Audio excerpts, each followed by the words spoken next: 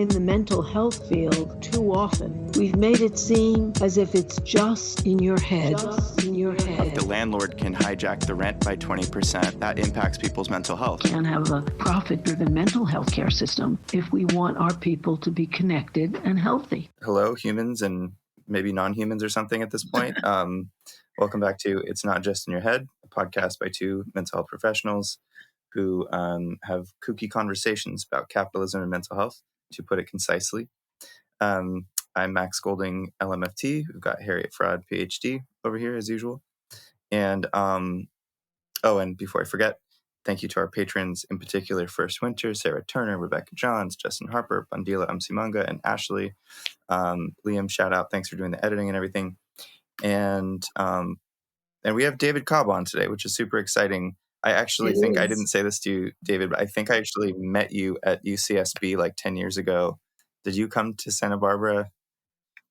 Am I hallucinating this, or were you, when you were running Green, did you go to the University? No, I've been to UC Santa Barbara on a number of times as a Green Party organizer, but also through work with Democracy Unlimited of Humboldt County and Move to Amend.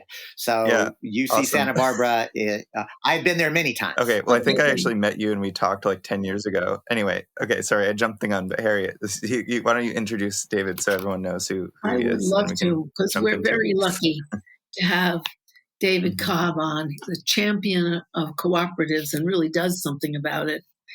He is a people's lawyer who has sued corporate polluters, lobbied elected officials, run for political office himself, and has been arrested for nonviolent civil disobedience.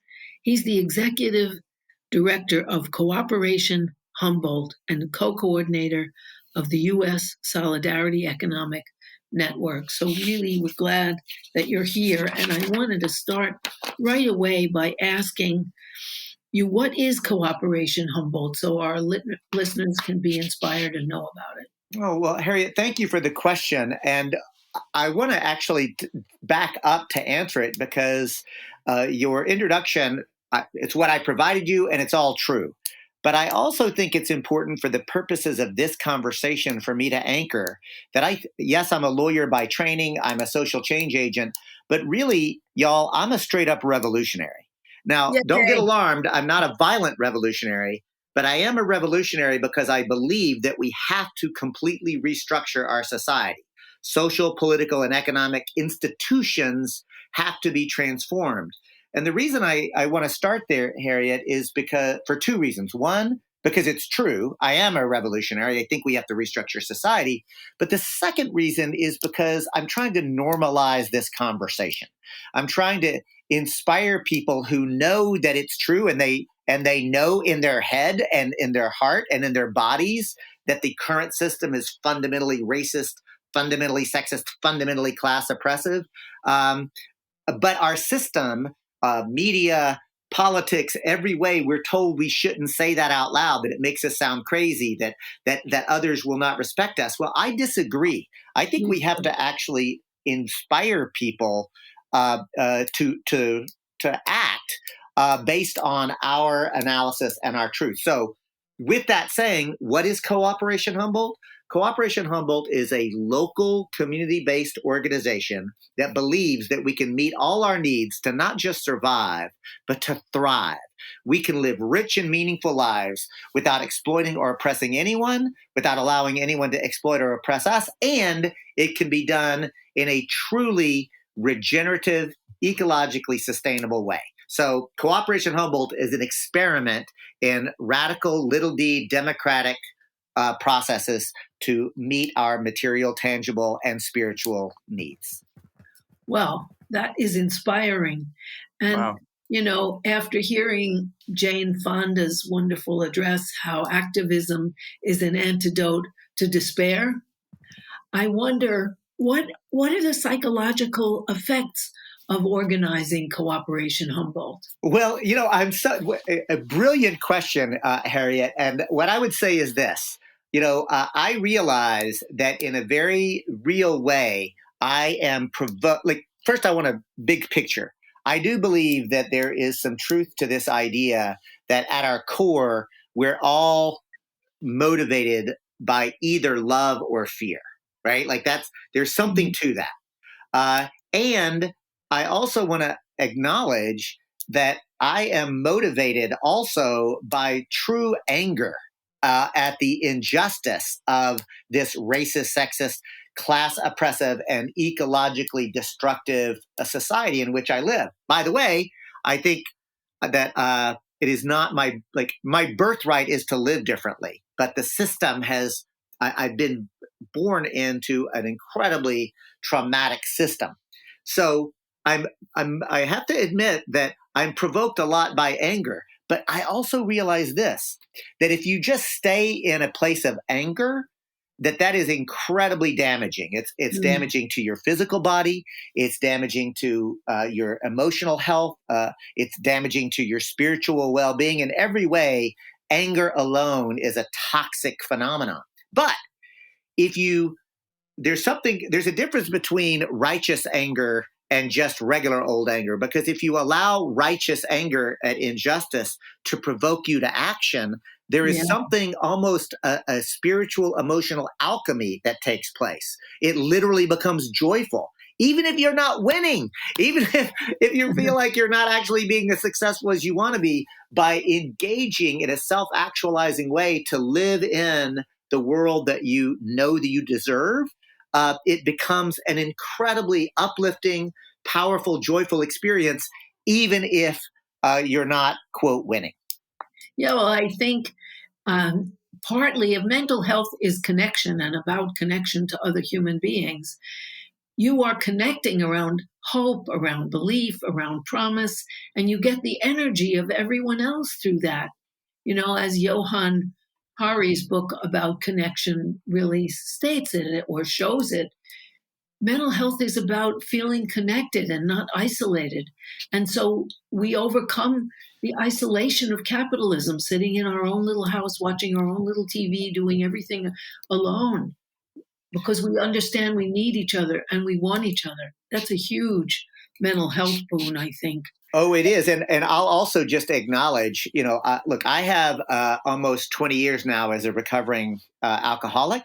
And I'm guessing that you and Max are very familiar with Rat Park and the work of Bruce Alexander. Yes.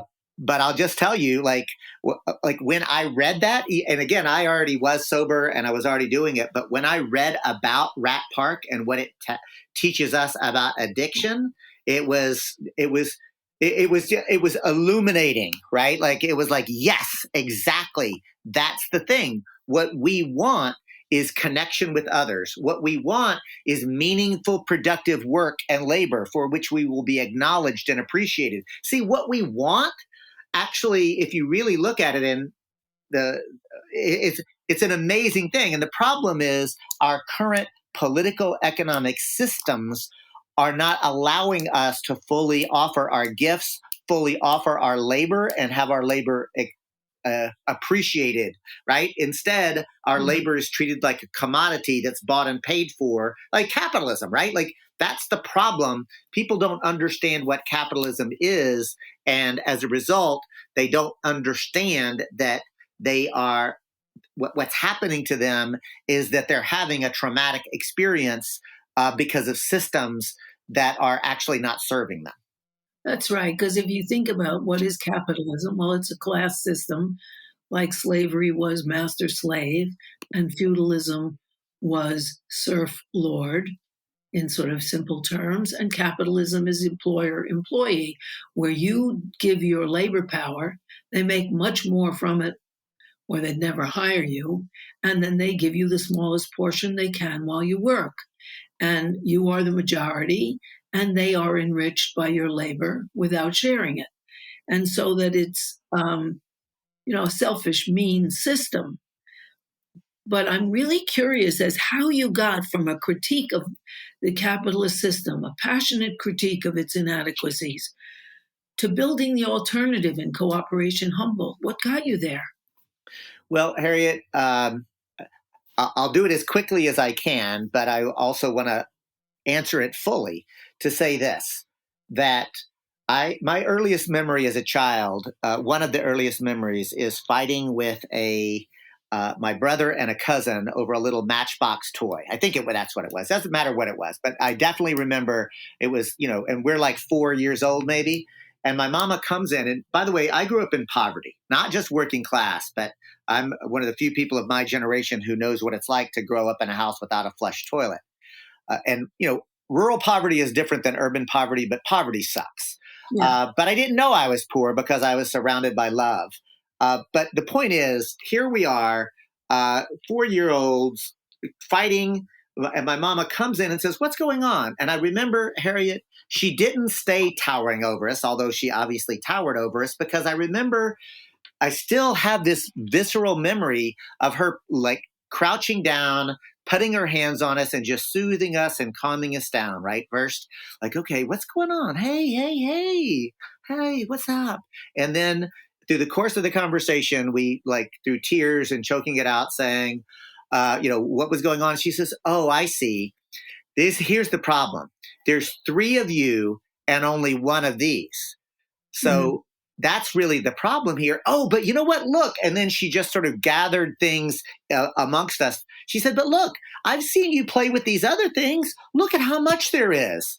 And and then she says, "But if you really feel like you have to play with this one thing, then you have to share. All you have to do is share, because there's enough to go around." And damn it, Harriet, that made sense to me as a 4-year-old. It makes sense to me as a 59-year-old. There's enough to go around if we just share. And my entire adulthood and as a lawyer, as a social change agent, has been trying to create systems that allow us to share. And I've tried a number of things. Electoral politics, right? I helped to form the Green Party of Texas back in the 1990s, coming out of my global justice work.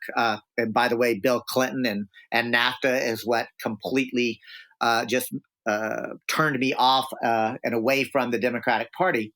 But the point is that I've engaged in electoral politics. I've managed Ralph Nader's campaign in Texas in 2000. I was the Green Party of Texas nominee for Attorney General in 2002, pledging to use that office to revoke the charters of corporations that routinely violate health, safety, public interest, and environmental protection laws. In 2004, I was the Green Party nominee for president. I managed the Jill Stein Ajamu Baraka campaign in 2016. So the point is, I have a history of engaging in electoral politics, and I still do. I still believe that there is a role to play, but I'm not an electoral fetishist, because I realize we also have to build movements. So while I was doing that, I was also involved in, movements for a living wage, movements for environmental justice, women's rights movements, and reproductive justice movements, a whole range of those. But in 2016, and by the way, I helped to Move to Amend, a campaign to call for a constitutional amendment to abolish the illegitimate court-created idea that corporations are persons with constitutional rights, right? So all to say, Harriet, I have tried lots and lots of things, right? And 5 years ago, if you had told me that I would be as a community organizer focused on building cooperatives, I would have said, "Oh, you misunderstand. I'm a serious revolutionary. I'm glad co-ops exist, but I'm playing to transform the entire system." But here's the thing. I've been knowing Kali Akuno for a long time, and decades. And when I saw what he was doing and they were doing in Cooperation Jackson, I got interested, because I also know Kali as a serious revolutionary. And then when I read the Jackson Kush plan, which was to use co-op development as a tactical organizing and educating experience to meet people's needs within a context of a more revolutionary transformational approach, right? In other words, not just to elect people to do good policies, but to literally transform the political and economic relationships of a place. I got super excited. And the more I learned, the more I said, okay, I've not to do that here. And so Cooperation Humboldt was birthed in 2017. Literally, Harriet, it came out of a study group. We read From Banks and Tanks to Cooperation and Caring from our friends at Movement Generation. We read a seminal essay from Emily Kawano called Solidarity Economy, Building an Economy for People and Planet. And we read the book Jackson Rising, which was a case study on Jackson, Mississippi. And from that, we launched Cooperation Humboldt. Well, do you see that the cooperation movement, the cooperative movement, could actually be an alternative to capitalism, and how? I do, if it actually understands that it is a movement for transformation of capitalism, right? Because remember I told you if 5 or 10 years ago you had told me I was doing this, I would have said no.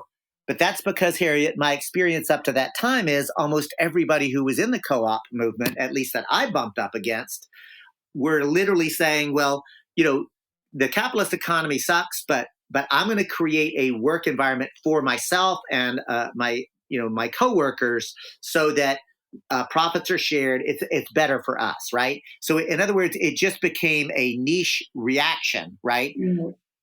But what is different is this moment, this historic conjuncture that we're in, where we have an ecological crisis, an economic crisis of late-stage capitalism, a political crisis of rising fascism. What I'm seeing is cooperatives done as a piece of a transformational puzzle to say we need to create an entirely new economic system. So I don't think co-ops alone are the answer, but I think worker-owned cooperatives are a non-reformist reform of capitalism that can undermine the logic of capitalism, undermine the dictates of capitalism, and open up the space for transformation. So worker-owned cooperatives and public banking and participatory budgeting and community land trust and universal basic income and locally owned energy production and distribution modules. The point is, Harriet, yes, co-ops can absolutely prefigure a new complete economic system, but not if it is only the individual co-op, right? So they have to be the building blocks, but there has to be an analytical framework that recognizes we need a new system. Yeah, and that is a challenge to capitalism. Sorry, Max, I interrupted you. Go ahead. Oh, well, yeah, I was just going to say, it sounds like you need an almost totalistic framework of understanding the system and a strategy of how to modify it outside of the individual co-op, which is a similar, all the criticisms of unions going back to Lenin and the labor aristocracy, the same thing. If you just unionize one workplace, you're improving conditions or whatever, but you probably want to get the whole sector, you probably want to get the whole industry, you probably want to get the whole, it's like the question of what unions are for. I'm seeing more and more debates online about this of are co-op socialism or not. So I'm appreciating, I was convinced by that debate for a little while, thinking, well, they certainly aren't enough if the system as a whole is still operating in the same way, right? Like you can have co-ops under capitalism, and capitalism says, great job with your co-op. Yeah. Stay over there in the corner, right? We don't really care. You're not really challenging much of anything. So I'm really pleased, David, and I'm not surprised at all, just with your background, that you're thinking from this very comprehensive framework of where cooperatives fit into the new solidarity economy. Well, thank you, Max, and I really appreciate that, both that compliment, but also the way you framed the comment, right? Because I really want to underscore Cooperation Humboldt is the local experiment. But remember, in the introduction, Harriet shared that I have the privilege and honor of serving as the co-coordinator of the entire U.S. Solidarity Economy Network. And the U.S. and Solidarity Economy has a very specific definition, right? Just like capitalism, and I'll do it very quickly. Here's the quick definition of capitalism. 1, private ownership of the means of production. Number 2, that the goods and services are produced as commodities as opposed to the need and use value. 3, that they're commodities because profit maximization. Everything in the economics is understood to be to maximize profit. Number 4, that labor itself, instead of a sacred way of understanding human endeavor, is just one more commodity that's bought and paid for at a profit. And 5th, everything is allocated according to the market allocation. So those 5 characteristics are what make up capitalism. And for the listener who may not be steeped in capitalism, I hope you may be thinking, yeah, I think Cobb basically described it correctly. And I did. And you know what? Milton Friedman would basically agree with that definition. Look it up on any internet search engine. What I just gave you is not like a explicitly Marxist definition of capitalism. It literally is, these are the characteristics. However, I will argue when you consider the totality of the logic of capitalism and what I just described, it's literally the ideology of the cancer cell. It literally will destroy because it's based on unlimited growth on a finite planet. So capitalism is going to end or it will end us. But that's capitalism. The solidarity economy is different because it's an economic system that articulates everyone should have their basic needs met without exploiting or oppressing anyone, and it should be done in a way that can regenerate the ecological basis itself. And the principles of the solidarity economy, number one, equity across all dimensions, race, gender, class, sexual orientation. 2, ecological sustainability. 3, participatory decision-making processes. 4, solidarity grounded in collective practices such as cooperation, mutualism, sharing, reciprocity, love. And lastly, and this is important, pluralism, a recognition that this is not dogmatic. A solidarity economy is not a fixed blueprint, but instead acknowledges that there are multiple paths to the same goal of a just, ecologically sustainable world. My point is this. I am seeing in the co-op movement and the housing co-op movement, there is a budding awareness that the system has to change, but we don't have to wait until that glorious day where we control the state. We can live into that new world. Well, we're in our questions that we thought of, we wondered how you deal with people when you're starting to have a co-op and a cooperative way of processing what's going on. How can you provide a space for people who need healing without becoming a therapy group for a disruptive, often, and personally troubled future or present cooperative member? It's an important and profound question, Harriet, and I'll answer it this way. Number one, at Cooperation Humboldt, we have a path to leadership, and then we have an openness to participation. So if you look at our website, cooperationhumboldt.com, you'll see a what we believe. And we are very clear. We believe the current systems are fundamentally racist, sexist, and class oppressive. We believe that capitalism as an economic system is based on exploitation and oppression and is going to destroy the planet if we don't shift to a cooperative and sustainable economic system. We believe it's actually possible to create completely new institutions that incentivize cooperation, love, compassion, and kindness. We believe in lifting up and empowering grassroots organizers working with working class people and people of color. And then the last one, Harriet, we believe we can work with you even if you don't believe these things, right? So I want to be clear, we'll participate with anybody. And I can tell you in 2016, I could take you to a garden in a front yard in Eureka, California, where Cooperation Humboldt volunteers had transformed that front yard, a typical lawn, into an organic garden with not only vegetables, but also with native flowering plants for native bird species and butterfly species, et cetera, right? It was a beautiful thing. And signage that they had agreed to if we did this that said, access to culturally appropriate food is a human right. Food should not be merely a commodity, but should be understood as a human right, and everyone should have access to it regardless of wealth or income. This garden is available to anyone, and we will share it with our neighbors, right? So that was the sign. And right. Harriet, Max, can you guess? This is 2016, so here's your hint. Can you guess what sign was literally right next to the Cooperation Humboldt sign?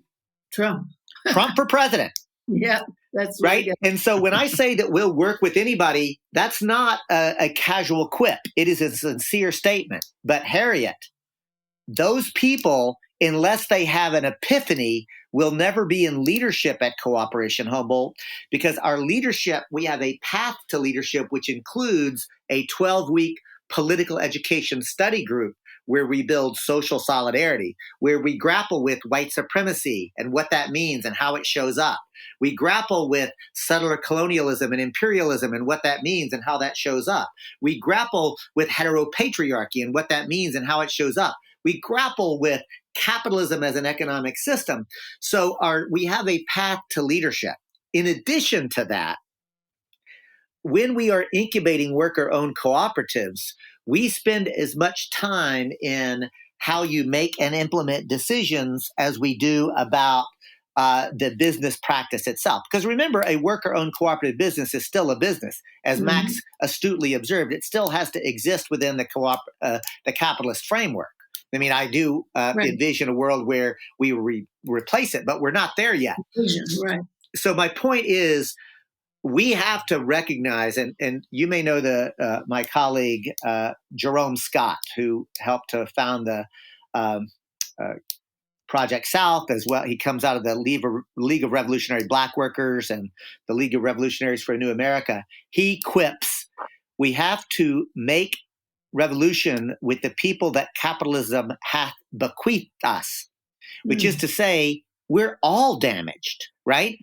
You, Max, like we may have found ways to deal with that trauma differently or more effectively, but this system is trauma inducing, right? And some people need more help than others. So the question is, how do we provide the space and the help without allowing their needs to circumvent and subvert the collective movement of the organization or the business? And that means putting in rails for truly transformational justice, and frankly, recognizing it's not, puppies and sunshine. Like, there's going to be conflict, there's going to be disagreement, and we need to create generative conflict. And it doesn't mean that all conflict ultimately gets resolved to your satisfaction. Right, but one wonders then on a more individual basis, if you have someone who's interested in your movement, but who basically neurotically tries to co-opt the group into his, her, or their care, how do you deal with that? With respect, if that is if that becomes a pattern in practice, they are disinvited from the group. Sounds like a great idea, because you do have to protect the group, and our people who have sympathy and kindness towards other people often want to help the troubled individual, but then everyone else wants to leave because that's not what the meeting was about. In fact, it's in that, like I have seen far too many progressives and leftists even succumbing to enabling behavior as opposed to empowering behavior. Yes, totally. Yeah, there's also, I think, well, anywhere you go, you're going to have strong personalities. But I think on the left, we get a lot of strong personalities. And so we have a lot of clashes of personalities, too. I've seen that happen over I'm a very strong personality that can be hard to deal with for some people. But I was going to ask you, too, because I think in this, because, we're not like utopian idealists or something. We just say, oh, we just sit together in a circle, we make some decisions, and then yay, and then the corn grows or something. It's like no one has to do anything. There's nothing hard that happens.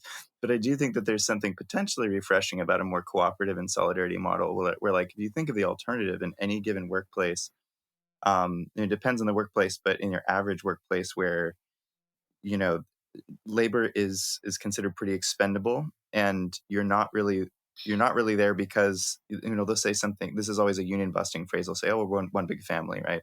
And you always like, well, no, like, you exist here because your labor power is a commodity, and the boss is trying to extract money from you for profit. That's why you're here. We're not a family, right?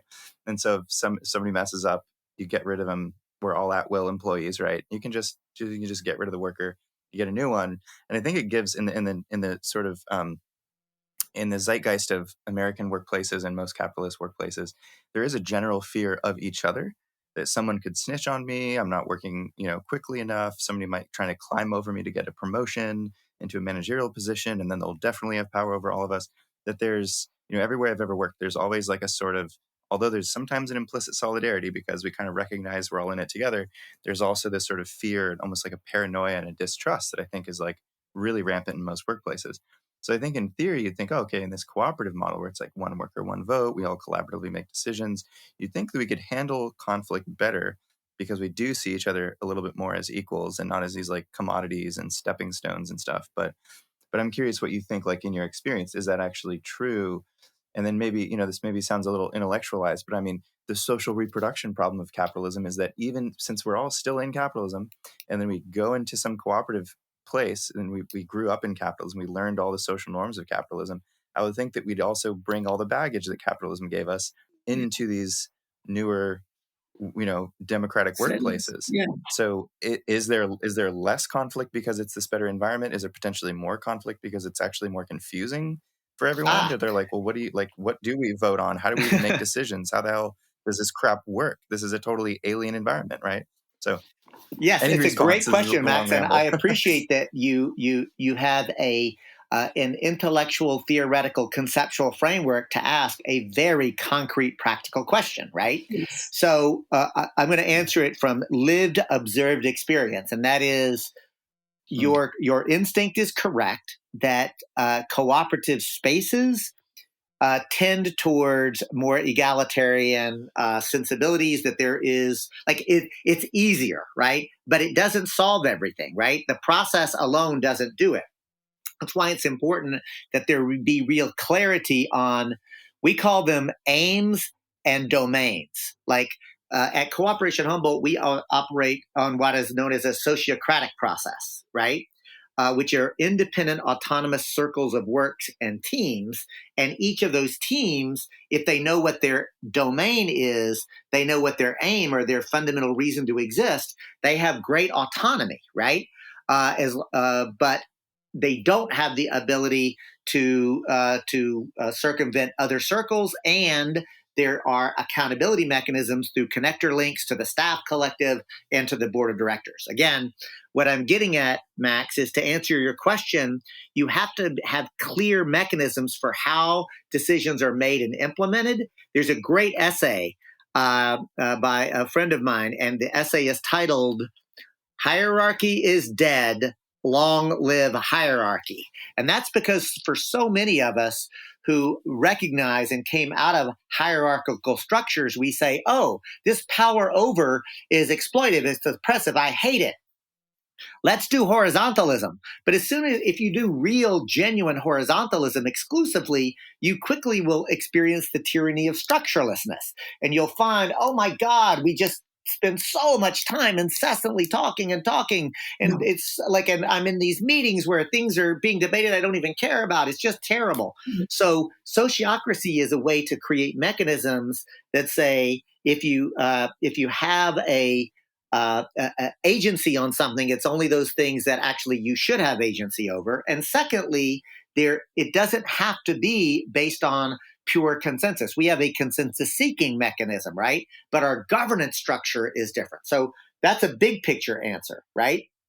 The second thing I really want to underscore is that we have clarity at Cooperation Humboldt that everything we do is iterative. We are failing forward. We expect to make mistakes. We're going to make mistakes, and that everybody is better than the mistakes that they make, myself and you included.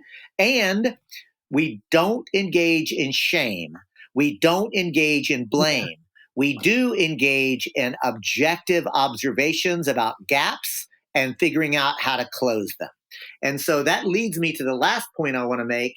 And there's this amazing way of thinking about the virtue continuum, right? And what I'm going to say is, here are some things that I will call virtues: integrity, love, respect, humility, diligence, courage, right? I think that most folks listening to that would say those are absolutely virtues. I will say this: a deficiency of integrity is corruption, but too much of a focus on integrity leads to legalism and mechanism.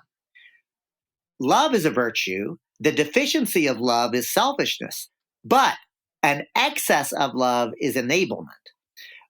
this, like, in other words, we need to have clarity around the fact that virtues have to be balanced appropriately with what we're trying to do. Mm-hmm. And the mechanisms for sociocratic decision making of interconnected autonomous circles of work where people have agency and are empowered to make decisions is really important. Creating mechanisms where people understand what their domain is, what their aim is part of the trick. So it's partly structural, it's partly cultural. I understand that, but let's take a hypothetical case that someone is at a co-op meeting and they're going off into their own personal thing in some kind of anguished way on the collective floor. How do you handle it? You say this is an inappropriate conversation. Please, we have to get back to our topic of discussion. The facilitator or the group needs to lovingly discipline that person. Yeah, I agree, because I think you can't sacrifice the group for the pathological individual. And I think a lot of leftists are so worried about discriminating against someone that they way overdo it. I agree. That's the point about the virtue, right? Like the excess of patience is actually enablement. Yes, it certainly is. And yet, I could be really criticized. I remember in women's liberation, this woman was just going on and crying.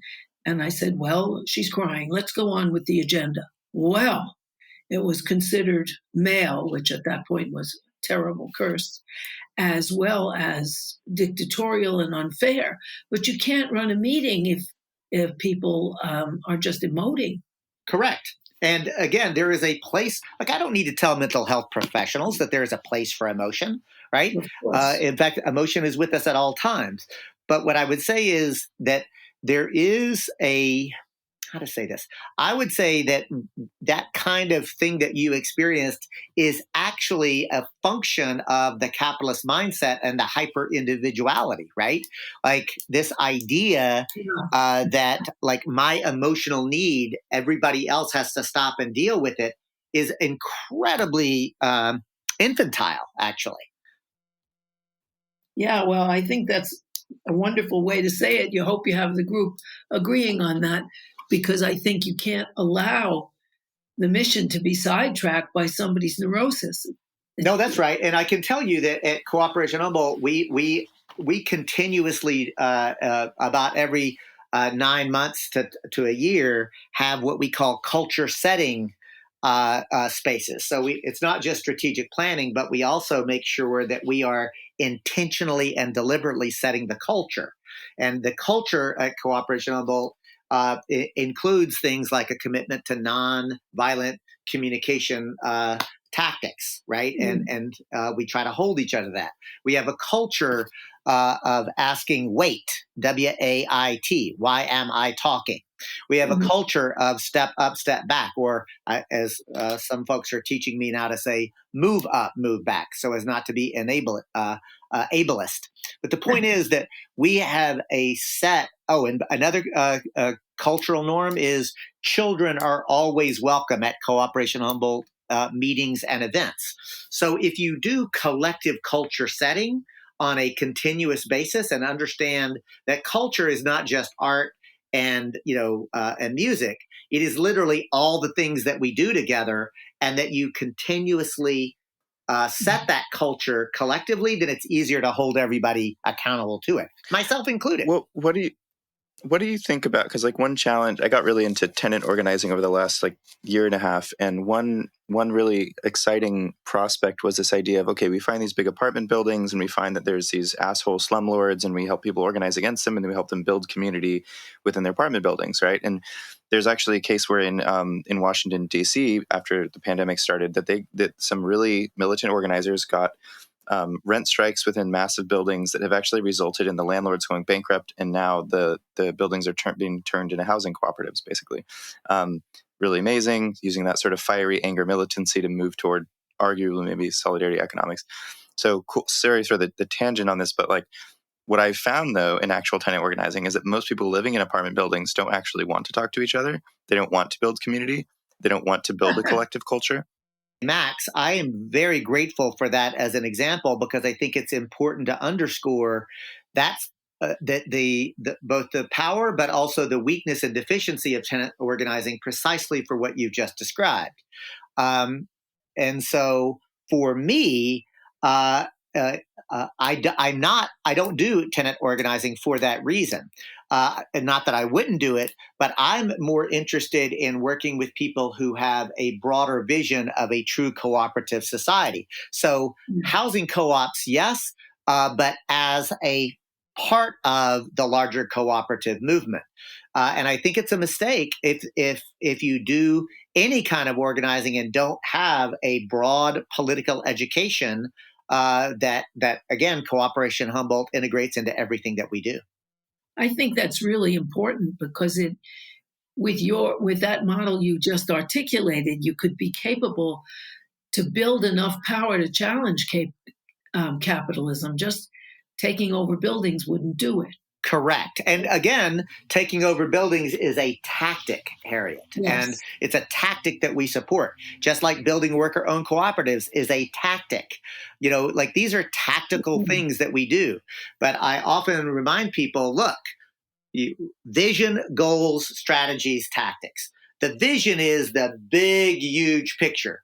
The goal is, what is it that you're trying to accomplish? The strategy is the plan in order to accomplish the goal that should service the overall vision. And lastly, the tactic is the individual thing that you do. What I have observed, including in many left spaces, people mistake good tactical thinking with strategic planning, right? And taking over a building is still, in and of itself, just a tactic. It's an important tactic. Tactics are absolutely critical, but if you don't have a theoretical understanding and a strategic framework in place, then you're just doing shit, right? And you may succeed, something wonderful may happen, but it'll be by accident, not because you had a plan. Well, I was going to say with that kind of stuff, the strategy is just sort of base build to build a massive base to like get stuff done. But I was going to say the issue is that like I've found that most people don't want to integrate into some sort of collective culture. It's been like a source of like actual depression for me in the organizing I've done, where the individualism that we've been taught seems to really dominate. I mean, so you guys are working in spaces where people are very attracted to, let's build a collective solidarity economy. But I would imagine too, going back to like, if you have these sort of disruptive, very individualistic people coming in, not meaning to be, obviously, like they seem like they're down with the vision, but then it's hard for them to like do collectivism. I guess, like, how do I formulate this into a question? Like, I guess just, isn't it hard? Can we just name that it's so hard that we've been brainwashed into thinking of ourselves as individuals who and the sort of capitalist realism around us that says, well, there isn't actually a way to do anything other than capitalism. Well, sure. I mean, doesn't that just give us some challenges that when you put people in together into a collective space, it's like, how do we even do this? People don't know that they need each other to sustain what they believe in. And that's a challenge. Yeah, Max, look, I don't like, yes, I can absolutely acknowledge the truth of what you've just said. And I in no way, shape, or form want to imply that I am not empathetic or sympathetic to what you've described. What I'm saying is actually, as an organizer, having clarity that like, I actually don't try to convince people. Like, honestly, I want to lift up my good friend Gopal Dayani of Movement Generation and Seed Commons. We were on a panel together, and he said just recently, and he said something very powerful. And so I want to give him credit. And he said this: I have come to realize I can't teach values. And I realize that as a parent, like all you can do is live values, right? And I've really been thinking about that, Max. And so what I would say is like, I'm not trying to convince people to cooperate. I'm trying to model it and invite people into it. And if somebody is like already like super hyper individualistic, like that's high hanging fruit, right? Where I'm from, my daddy taught me that phrase, right? It's very important. Go for the low hanging fruit, son, because there is so much ripe, delicious fruit of people who want to work with me and Cooperation Humboldt and to learn these things. And if folks need to be convinced, then they should just convince themselves. I can't convince them. Yeah, good point. That's right. You could convince them to join a rent strike. You can't convince them to want to create a cooperative. It's a very different model. And I do think that is again this idea of base building just as base building is a bit of magical thinking. Like, what's the plan? Yes, building base is part of it is part of a strategy, but just base building alone does not equate to what I would call a strategic plan for a vision of this world I want to live in. And the people that will be the most active are the people with the vision that you can articulate. Maybe they didn't even know it before, but that's articulated for them. And so they can grab it and come to the cooperative nature of it. And I think a lot of Americans are getting there. Yeah. You know, the spontaneous actions, there have been 900 spontaneous work stoppages. 600 of them were around Black Lives Matter, where people through Instagram and Twitter and TikTok got across to each other, and they didn't go to work for a particular time in order to show support for Black Lives Matter. And I think they are saying we have values and we are going to assert them. Well, but you probably couldn't convince everyone to stay out. David, I'm curious, since I know we only have a couple minutes left, of that, since we're in this weird space as therapists where we're like therapists, and what our whole podcast is trying to target kind of mental health world, but also the left at large, because that's just who's probably listening, and the algorithms and everything.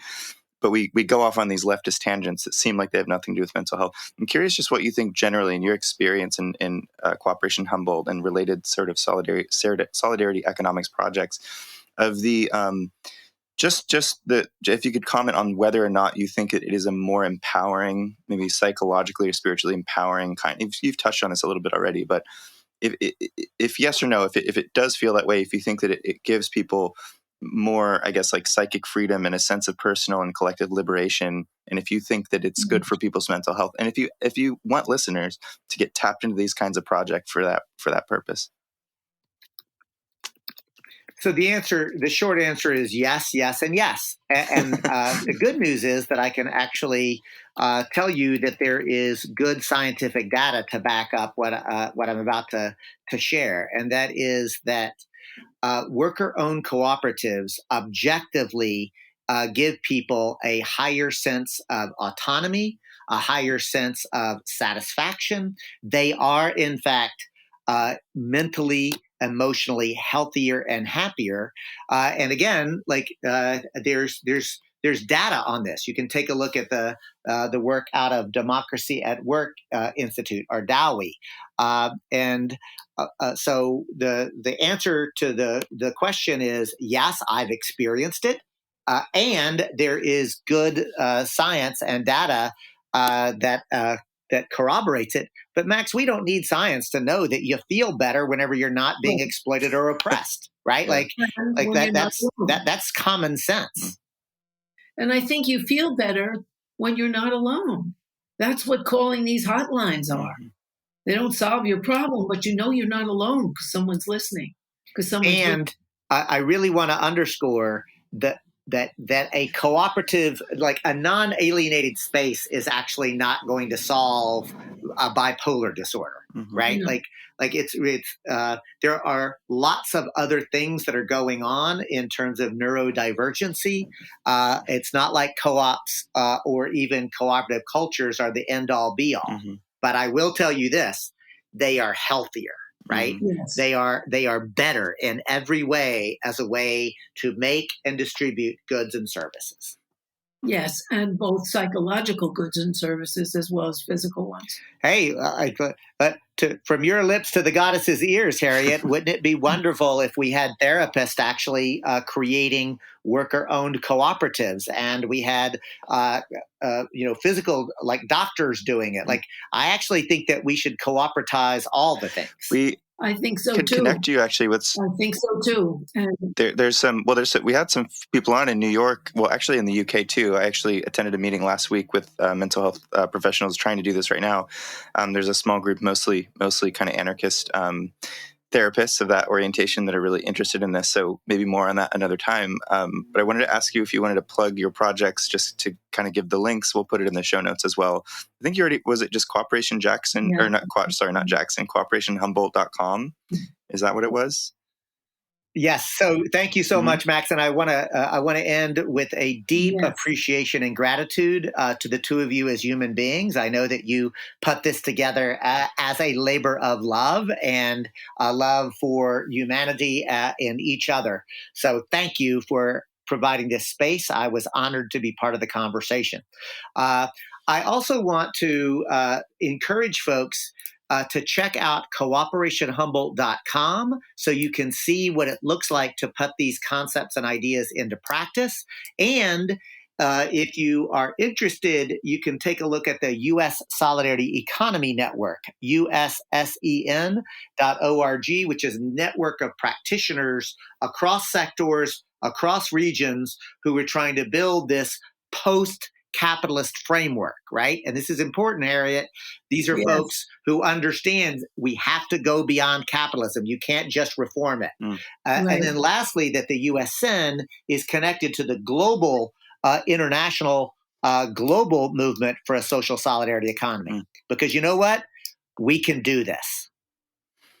Absolutely, we can. Thank you so much. And people are doing it all over the world. Thank you so much, David. I know you said you have to jump off a minute before. And anyone wants to contact us directly with comments on anything that was said, just email us at itsnotjustinyourhead@gmail.com. If you want to become a patron, go to patreon.com/itsnotjustinyourhead. By the way, listeners, if you have enjoyed anything you've heard Harriet say in this program, you will definitely enjoy Capitalism Hits Home, which is a solo program that Harriet does through Democracy at Work, which is a worker-owned cooperative that produces other great programs such as Economic Update with Richard Wolff and the Anti-Capitalist Chronicles with David Harvey. I can't recommend enough that everyone also listen to Capitalism Hits Home if you enjoy It's Not Just in Your Head. Capitalism Hits Home is a sort of broader overhead view. It explores the way that capitalism shapes our personal lives, our psyches, our relationships, our families, and it looks particularly at the sea change in American personal life as all Americans, but the top 10 or 20% of Americans, have our security and our chance for a future become as precarious as it always was for minorities and families headed by women. It's not just in your head, and Capitalism Hits Home are definitely complementary. And if listeners would like to check out Capitalism Hits Home, Harriet, where should they go to find it? Either on YouTube or Democracy at Work or on my own website, harrietfraud.com.